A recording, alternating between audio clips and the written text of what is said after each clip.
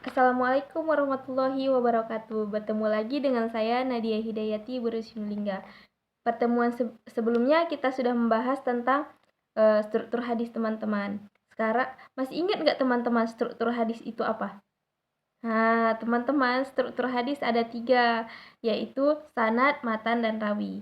Sekarang kita akan mempelajari tentang kehujahan Al-Quran dan hadis. Teman-teman, ada tahu nggak apa yang disebut dengan kehujahan? Nah, teman-teman pasti ada yang tahu, ada yang belum tahu. Untuk memperjelasnya, saya akan memberitahu apa sih itu yang disebut dengan kehujahan. Hujah disebut juga dengan alasan atau dasar penetapan hukum. Sedangkan secara istilah, kehujahan adalah alasan yang harus dikemukakan untuk menetapkan atau mempertahankan pandangan yang diajukan. Teman-teman, kenapa harus ada kehujahan? Teman-teman tahu nggak? Yang dimaksud kehujahan tadi adalah dasar penetapan hukum.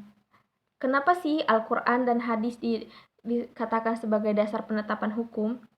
Kalau Al-Quran sudah jelas ya teman-teman, kenapa dia dijadikan hujah dalam menetapkan hukum Islam. Karena Al-Quran berasal dari Allah Subhanahu wa Ta'ala, yang dimana di dalamnya terdapat hukum-hukum yang harus dijalankan oleh kita umat muslim.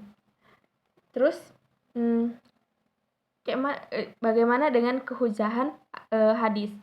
Jadi teman-teman, para ulama berbeda pendapat dalam menetapkan hadis sebagai dasar penetapan hukum. Ada 4 mazhab. Yang pertama adalah Abu Hanifah.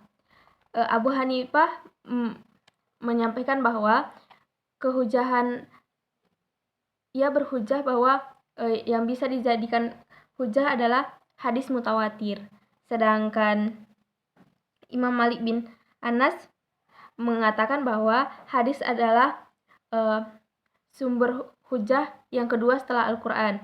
Jadi sumber penetapan hukum yang kedua adalah hadis menurut Imam Malik bin Anas setelah Al-Quran. Yang selanjutnya adalah Imam Syafi'i. Imam Syafi'i mengatakan bisa berhujah dengan hadis, tapi memiliki beberapa syarat.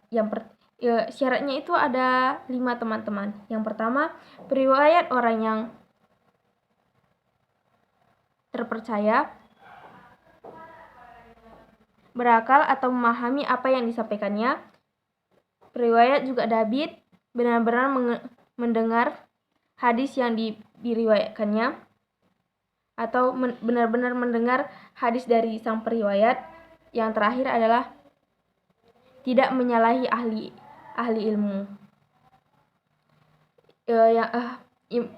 Imam yang keempat berpendapat, yaitu Imam Ahmad bin Hambal berpendapat bahwa hadis adalah sumber penetapan hukum yang kedua.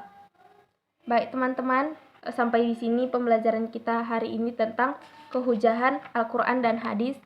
Di pertemuan selanjutnya kita akan membahas tentang